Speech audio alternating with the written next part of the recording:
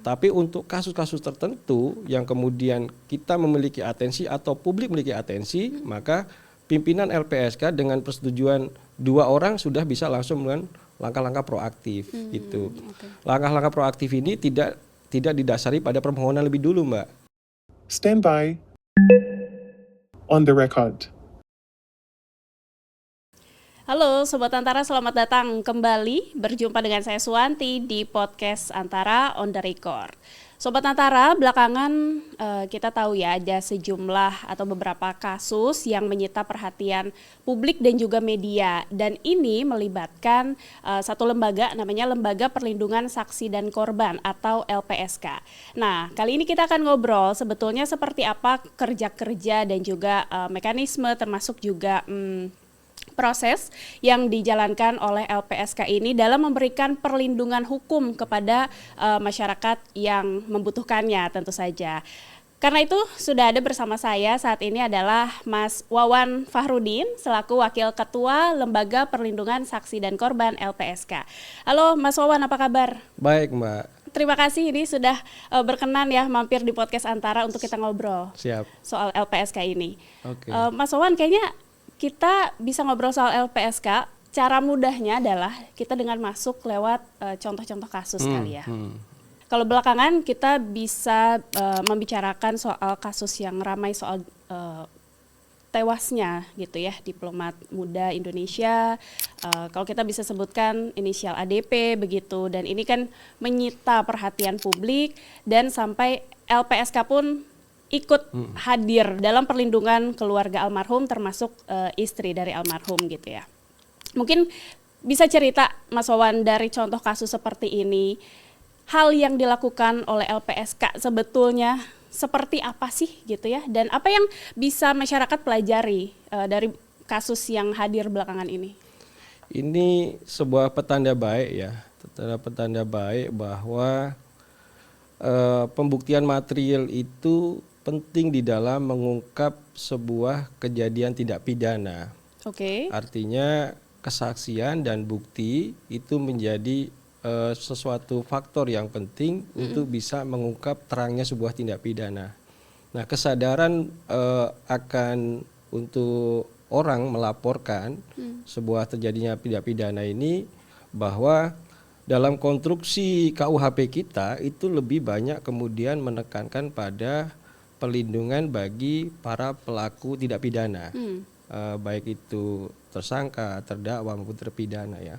Artinya lebih banyak bicara terkait dengan perlindungan pelaku. Nah, momentum ini kemudian berubah ketika lahirlah Undang-Undang 13/2006.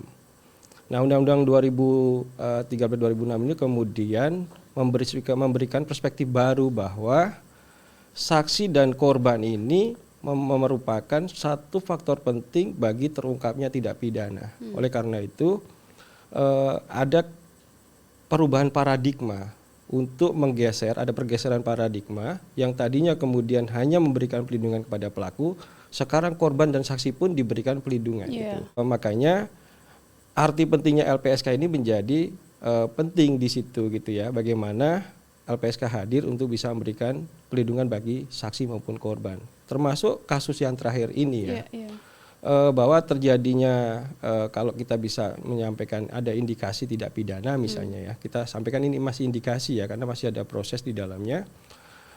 Kita punya mekanisme yang disebut mekanisme proaktif, Mbak. Jadi ada 2 mekanisme permohonan, bisa jadi basisnya itu permohonan dari korban maupun keluarganya.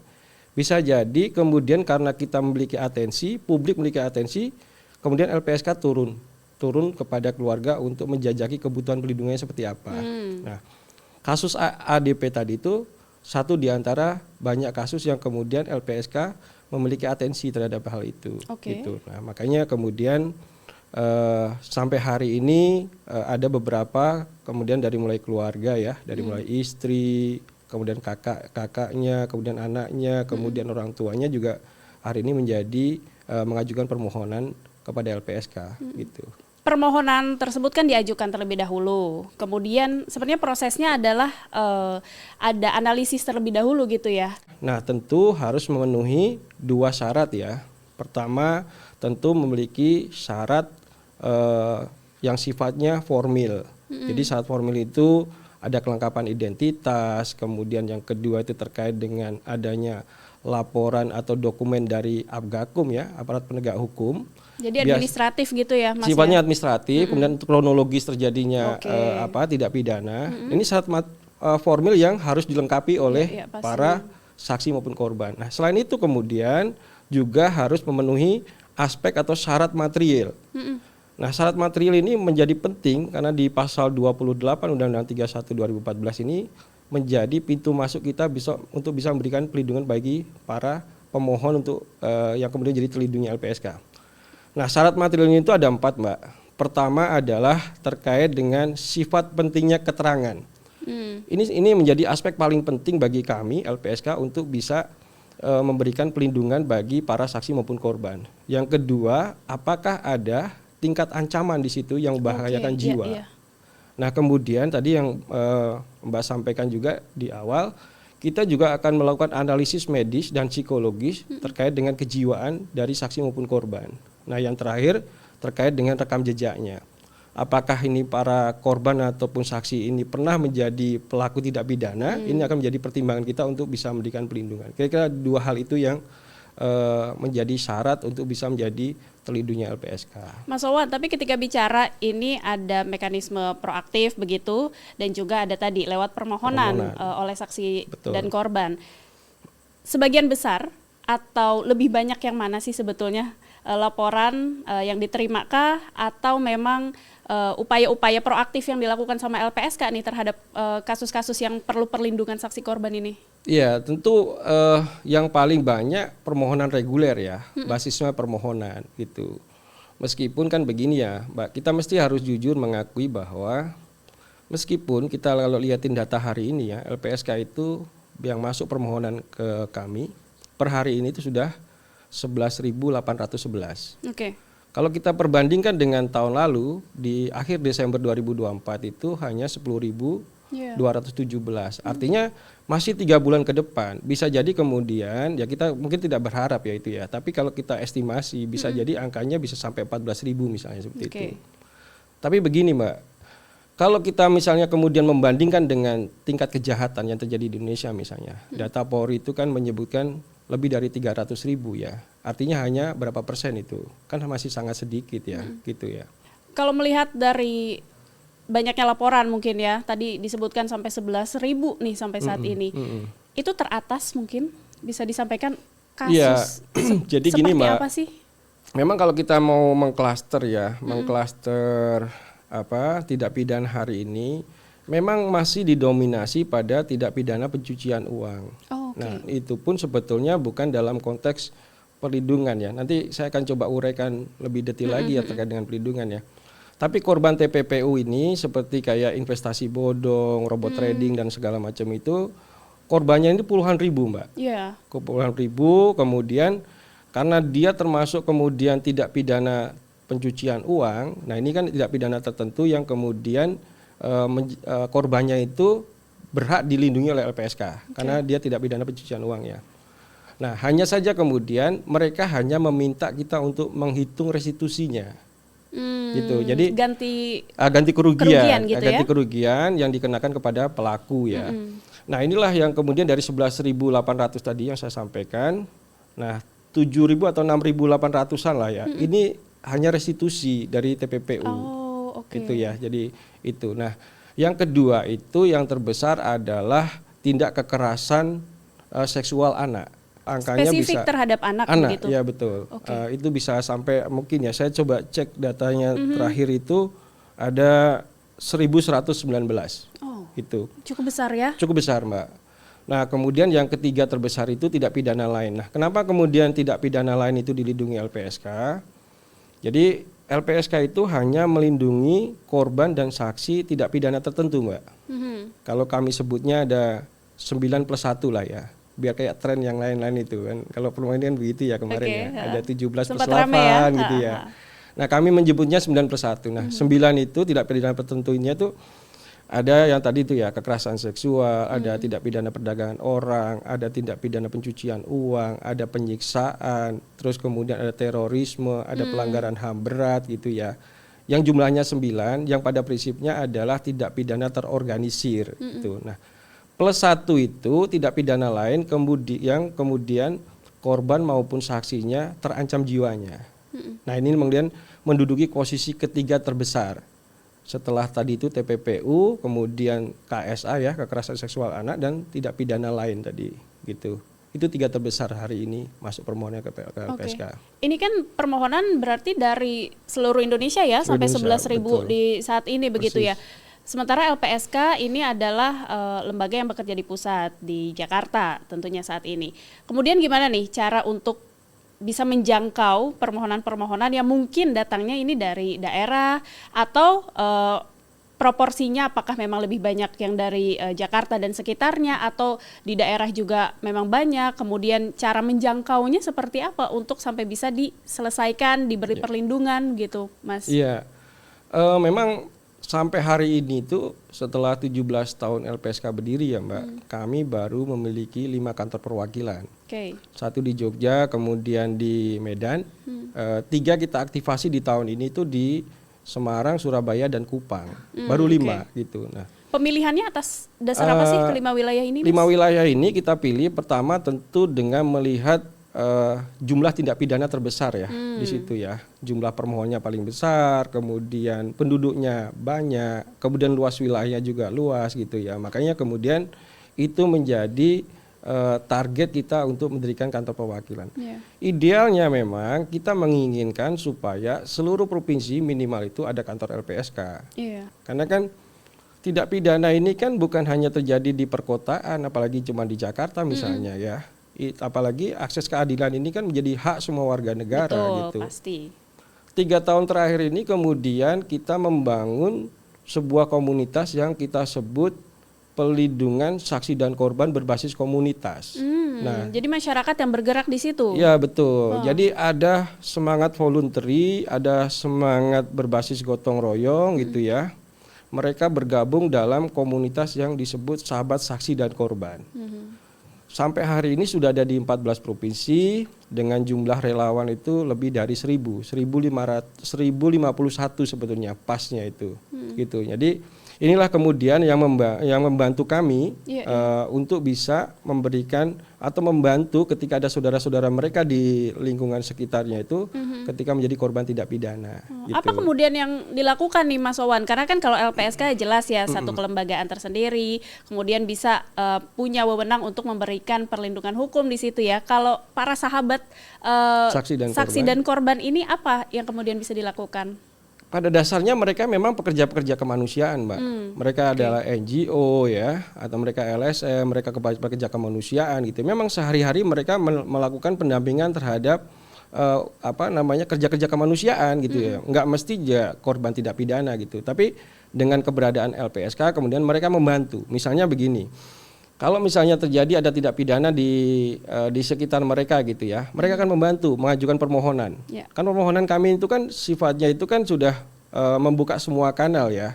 Sudah kita punya sistem namanya Simpusaka, bisa diakses mana saja, bisa berbasis WA, bisa email, bisa bisa surat, bisa datang langsung, bisa perwakilan. Macam-macam sebetulnya ya, meskipun jarak pasti akan jadi pengaruh ya. Betul. Tapi minimal ketika itu mereka melakukan ada korban dan butuh pendampingan cepat, kita bisa meminta mereka. Kita akan memberikan surat tugas kepada SSK untuk bisa memberikan pendampingan awal gitu. Nah biasanya untuk yang sifatnya darurat gitu. Karena mereka berbagai macam profesi nih Mbak, ada yang psikolog, ada yang dokter, ada yang akademisi, ada yang lawyer gitu ya. Nah itu biasanya kita minta bantu mereka sebelum LPSK turun. Tadi kan bicara soal pelibatan masyarakat ya, jadi LPSK sebagai perpanjangan tangan mungkin ya kita bisa bilang persis. Ya. Kemudian ini kalau kita bicara LPSK punya bisa menjangkau kasus yang begitu luas begitu ya. Sebut saja tadi di kasusnya ada tindak pidana pencucian uang begitu. Kemudian ada kekerasan seksual terhadap anak begitu secara spesifik. Ini kan juga bisa melibatkan lembaga-lembaga lain nih. Iya. Kalau dari Mas Wawan sendiri melihat LPSK gimana sih perlunya atau pentingnya berkolaborasi kali ya lintas lembaga atau mungkin lintas sektor begitu dengan lembaga yang lain? Iya. Saya rasa penting ya, membangun sinergi itu bukan lagi penting tapi juga wajib ya menurut kami ya. Karena kan sifat pelindungnya LPSK ini kan sifatnya komplementer dan saling melengkapi ya Mbak. Bagi saya pribadi, ketika kemudian terjadi tindak pidana di satu wilayah, mestinya menjadi tanggung jawab pertama dan utama adalah dari pimpinan daerah di tempat tersebut gitu ya. Ada satu praktik baik yang terjadi di beberapa daerah itu yang kemudian bisa patut untuk ditiru di daerah-daerah yang lain ya. Saya sebut aja misalnya di Bekasi Mbak.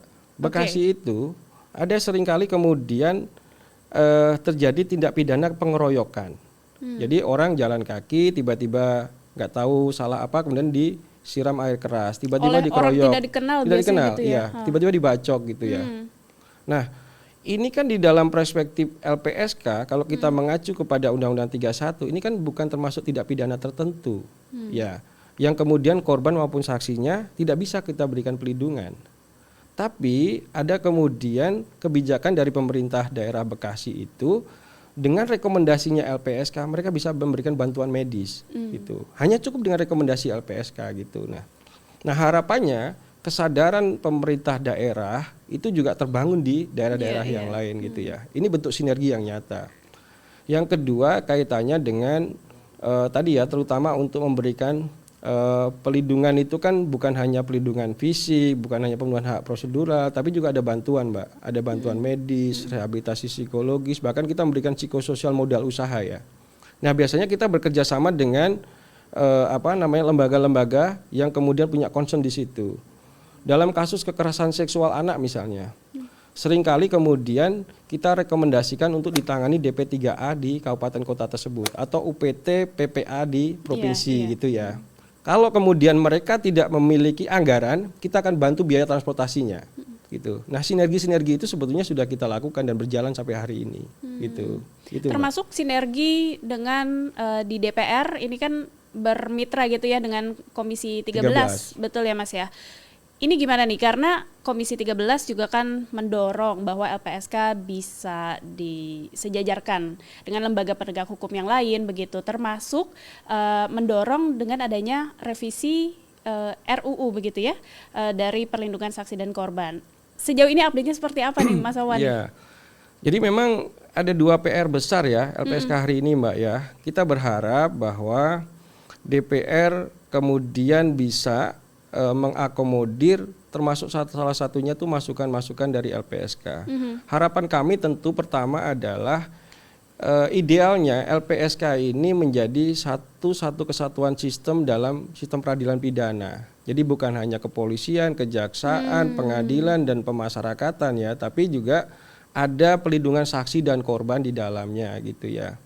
Nah, Undang-Undang PSDK tadi itu, Undang Pelindungan Saksi dan Korban, harapannya ada beberapa hal yang bisa kita dorong ke sana ya. Pertama terkait dengan penguatan kelembagaan. Kita tahu bersama tadi bahwa sampai hari ini 17 tahun LPSK baru punya 5 kantor perwakilan. Nah harapannya supaya ada pasal yang menyebutkan pendirian kantor perwakilan itu sifatnya mandatori Mbak di tingkat provinsi dan dapat dibentuk di kabupaten kota sehingga akses keadilan itu bisa merata di semua daerah. Itu satu. Terus yang kedua harapannya kita menjadi bagian dari sistem peradilan pidana yang terpadu gitu ya. Kemudian yang selanjutnya terkait dengan dana abadi korban atau dana pemulihan korban. Nah, praktek yang terjadi di tindak pidana kekerasan seksual ini praktek yang baik menurut kami ya. Sudah ada PP 24 2025 yang Mei kemarin disahkan pemerintah yang ini memberikan pelindungan dan bentuk kehadiran negara secara nyata. Saya bilang begitu kenapa? Pertama adalah ketika fasilitasi penghitungan restitusi kemudian dihitung oleh LPSK, disampaikan kepada jaksa penuntut umum yang menjadi haknya korban gitu ya, dan dikenakan kepada pelaku, ada mekanisme sita aset pelaku Mbak.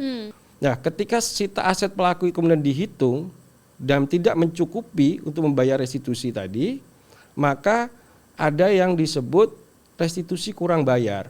Hmm. Nah, restitusi kurang bayar ini kemudian akan menjadi kompensasi yang dibayarkan pemerintah kepada korban. Nah, mekanisme ini menurut kami bisa juga dilakukan di tindak pidana yang lain, bukan hanya TPKS gitu ya. Nah, inilah kemudian kita dorong supaya bisa masuk di dalam substansi perubahan undang-undang LPSK ke depan juga gitu. Sembari juga kemudian kan yang kedua, yang secara eksternal kita punya PR mendorong untuk bisa dilakukan percepatan untuk rancangan undang-undang hukum acara pidana ya. Iya, betul. Kan kita tahu bersama KUHP akan efektif berlaku nanti di Januari 2026 Awal ya. 2026, betul. Artinya hukum acaranya mesti harus ada kan gitu. Ada beberapa substansi yang kita berikan masukan kepada DPR. Pertama adalah terkait dengan substansi saksi pelaku yang bekerja sama dengan aparat penegak hukum atau justice kolaborator ya. JC. Terus Ya. yang kedua terkait dengan hak korban untuk bisa menyatakan victim impact statement, Mbak.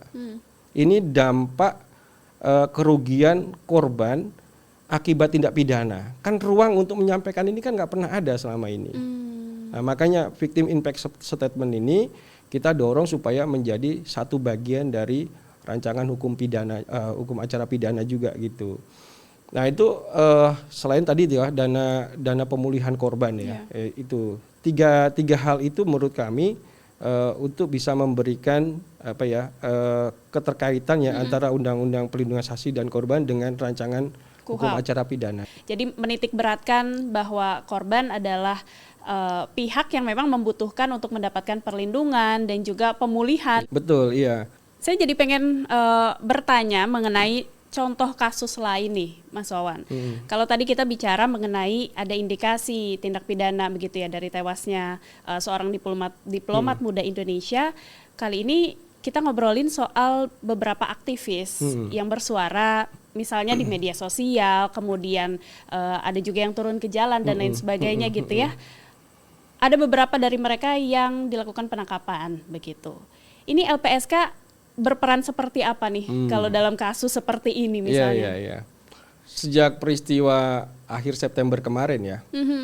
Ramai kan itu ya? Ramai betul. Ya, jadi koridor kewenangan LPSK ini kan terbatas ya, Mbak. Tentu di dalam Undang-Undang 31 2014 itu yang bisa dilindungi LPSK itu kan subjek hukumnya ini kan terbatas ya. Artinya hanya saksi, korban, ahli, pelapor, saksi pelaku kan gitu ya, maupun keluarganya tadi ya, gitu. Nah, bagaimana dengan teman-teman aktivis itu yang menyatakan pendapat di depan publik kemudian ditangkap gitu ya, kan gitu. Nah, karena kita menyadari akan kewenangan kita yang terbatas, kemudian kita melakukan kerja-kerja kolaborasi, Mbak. Jadi kita bergabung di dalam LNHAM ya, Lembaga Nasional HAM. Di situ ada Komnas HAM, Komnas Perempuan, ada KPAI, ada Komnas Nasional untuk Disabilitas gitu ya.